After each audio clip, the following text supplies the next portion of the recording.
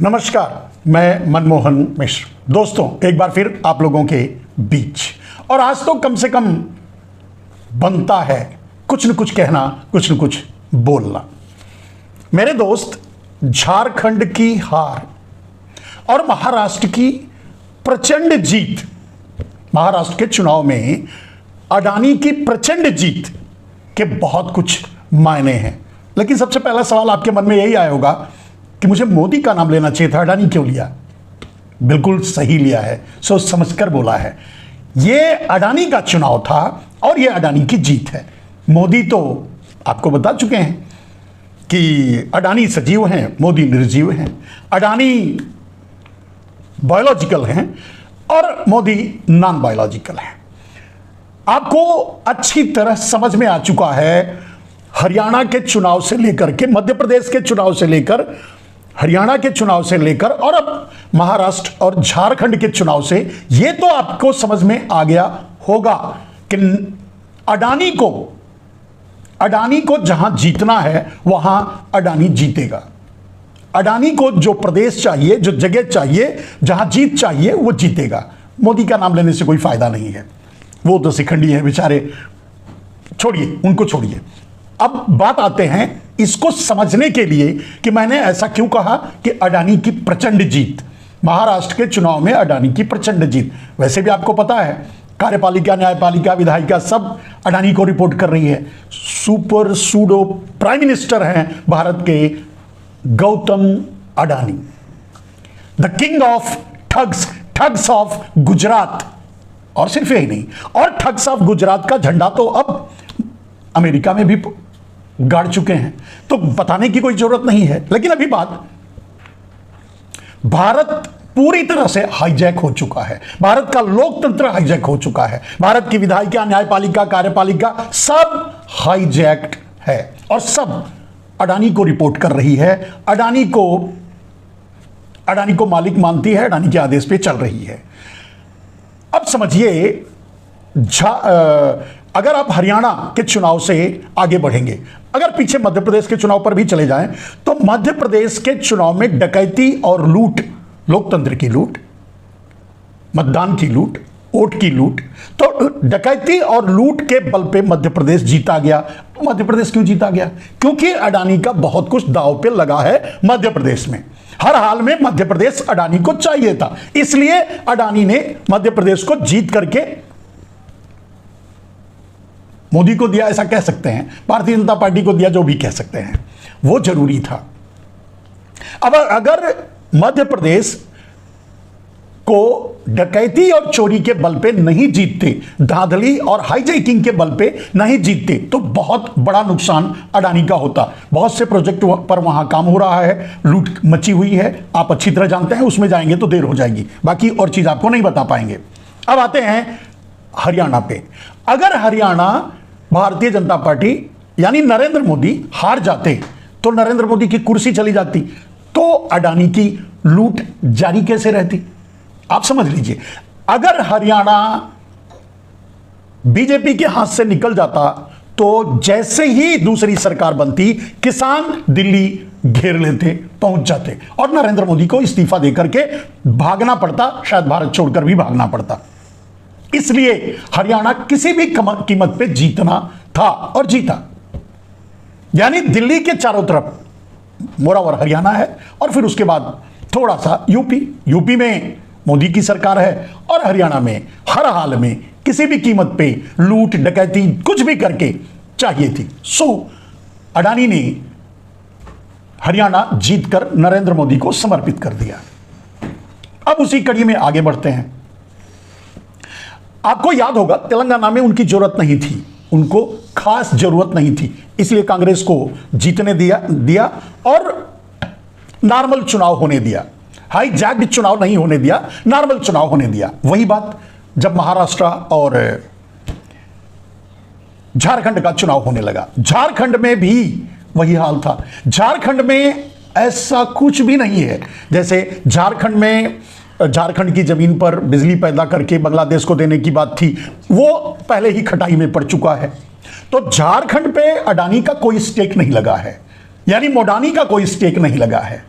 तो झारखंड उतना जरूरी नहीं था जीतना, इसलिए झारखंड में नरेंद्र मोदी यानी झारखंड में अडानी चुनाव होने दिया।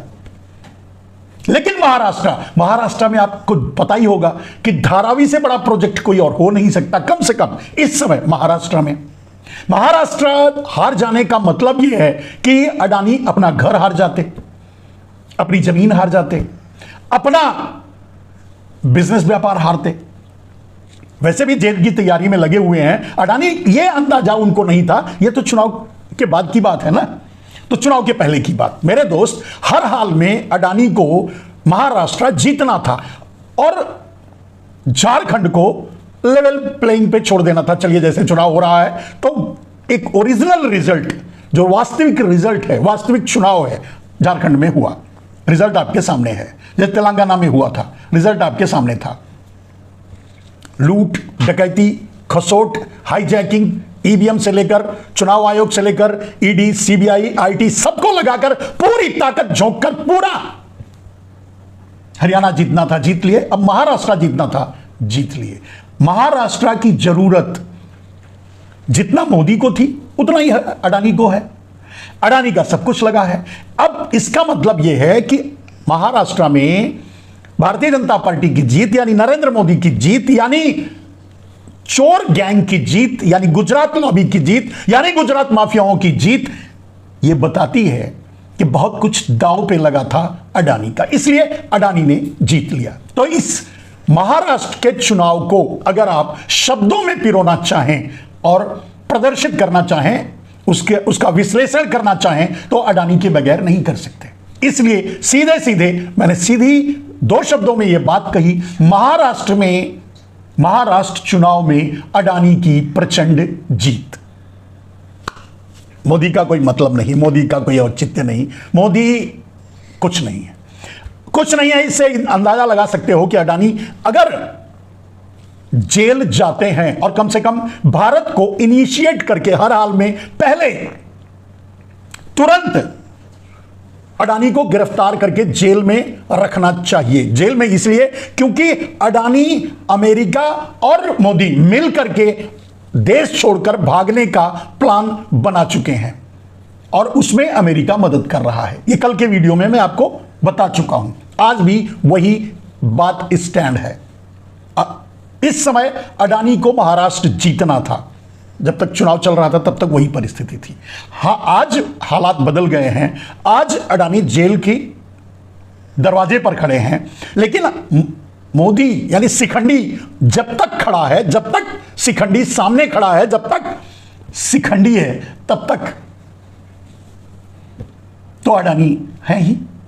अडानी को बचाया जा रहा है। अडानी को, और खुल करके राहुल गांधी ने खुल करके यह बात कही सीधे सीधे कि अडानी को किसी भी कीमत पे अरेस्ट नहीं किया जाएगा।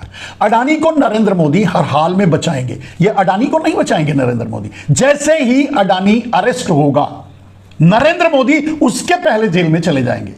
ऐसी परिस्थितियां और इतने बड़े बड़े पाप हो चुके हैं। अडानी जाएगा नरेंद्र मोदी को साथ लेकर, बाहर रहा है तो साथ था, अंदर जाएगा तो साथ लेकर। इसीलिए अब परिस्थितियां ये बन रही हैं कि अडानी भागेगा तो मोदी को साथ लेकर। लेकिन अभी जो कल के वीडियो में मैंने आपको बताया मेरे दोस्त, नरेंद्र मोदी अगर अपना राजनीतिक भविष्य बचाना चाहते हैं, नरेंद्र मोदी कुछ दिन और भारत को लूटना चाहते हैं और लूटकर अडानी जैसे लोगों को देना चाहते हैं, गुजराती माफियाओं को देना चाहते हैं, गुजरात लॉबी को देना चाहते हैं, लूट कर विदेशों में जमा करना चाहते हैं, तो कुछ दिन और उन्हें कुर्सी पर रहने की जरूरत है, खुद को बचाने के लिए, खुद को जेल जाने से बचाने के लिए। इसलिए अडानी को एक साजिश के तहत एक प्लान बना करके भारत से एस्केप करवाना चाहते हैं, भारत से बाहर भेजना चाहते हैं। यह बात कल मैंने विवरण सहित बताई, मेरा कल का वीडियो आप देख सकते हैं।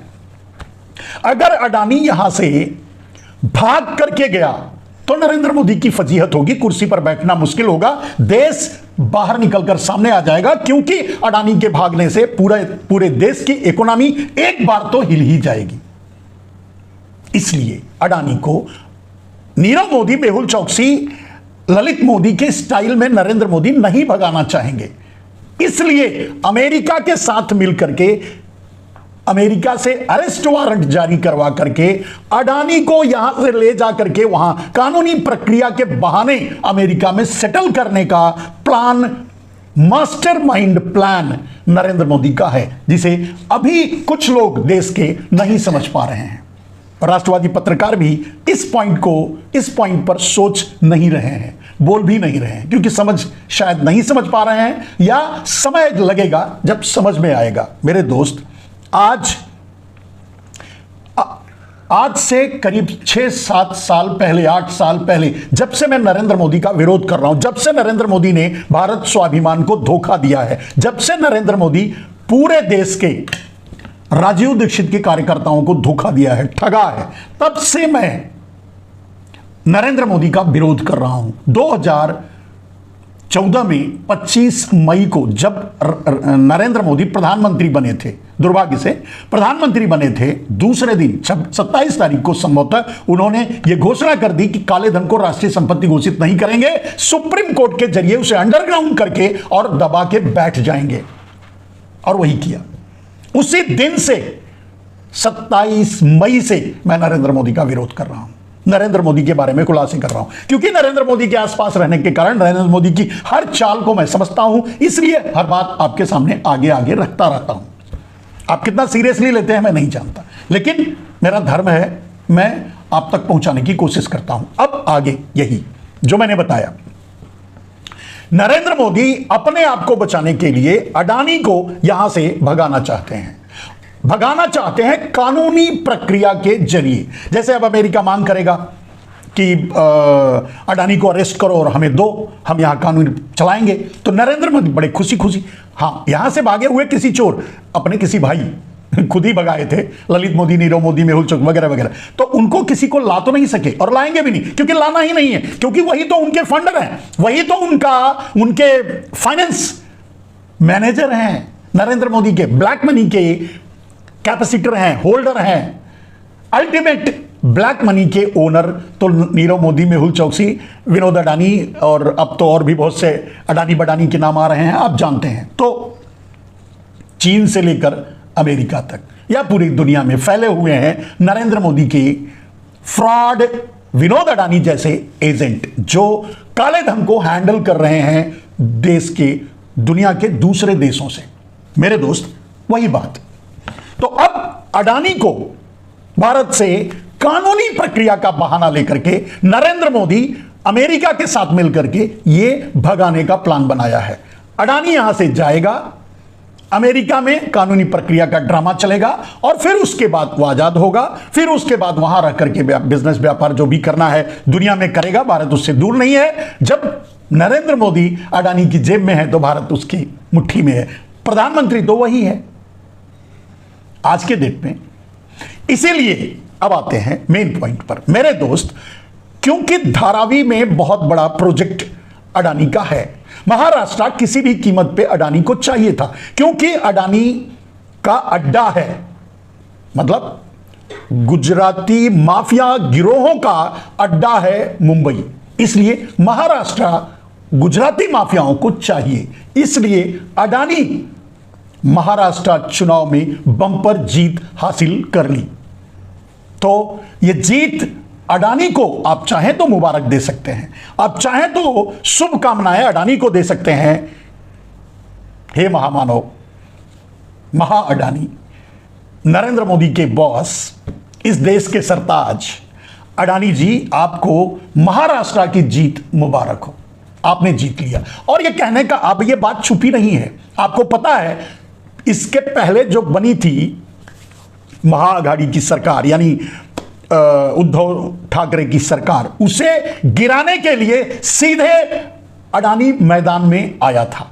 अंदाजा लगाइए, सोच को आगे बढ़ाइए और समझने की कोशिश कीजिए। तो आज मतलब अडानी के लिए महाराष्ट्र कितना महत्व रखता है, फिर वहां की राजनीति कितना महत्व रखती है, फिर वहां की जीत अडानी के लिए कितना जरूरी और महत्वपूर्ण था। इसलिए चोरी, डकैती, हाईजैकिंग, ईवीएम हाईजैकिंग, चुनाव आयोग को खरीदना। अब एक बात बताओ, जो 2200 करोड़ रुपया ब्राइब देता है एक प्रोजेक्ट को कंटिन्यू करने के लिए, एक प्रोजेक्ट हासिल करने के लिए,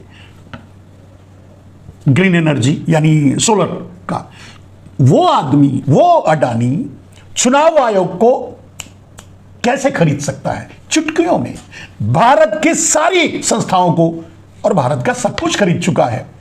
भाई पानी पीना है, खाना खाना है, देश में रहना है, घर बनाना है, जीना है, रोड पे चलना है, कभी जरूरत पड़ी तो हवाई जहाज, हर जगह तो अडानी है।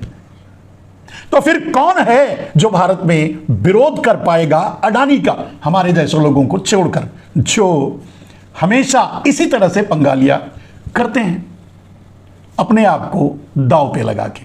मेरे दोस्त, जरूरी है, मैं नरेंद्र मोदी का डीएनए हम जैसे लोगों में आ भी नहीं सकता।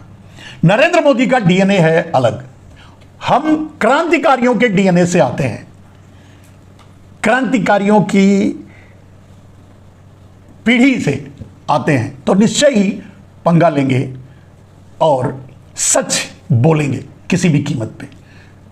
बात महाराष्ट्र के चुनाव की, आप अगर किसी को मुबारकबाद देना चाहते हैं, अगर आप किसी को शुभकामनाएं देना चाहते हैं, अगर आप किसी को थैंक्स कहना चाहते हैं, अगर आप जीत की किसी को बधाई देना चाहते हैं, तो मेहरबानी करके अडानी को बधाई दीजिए। मैं अपनी तरफ से महाठग, ठगों का ठगराज, ठगों का सरदार, देश का विनाशक, देश का दुश्मन महा अडानी को महाराष्ट्र की जीत की बधाई देता हूं अपनी तरफ से। मेरे ख्याल से इतना काफी है आज के लिए, बाकी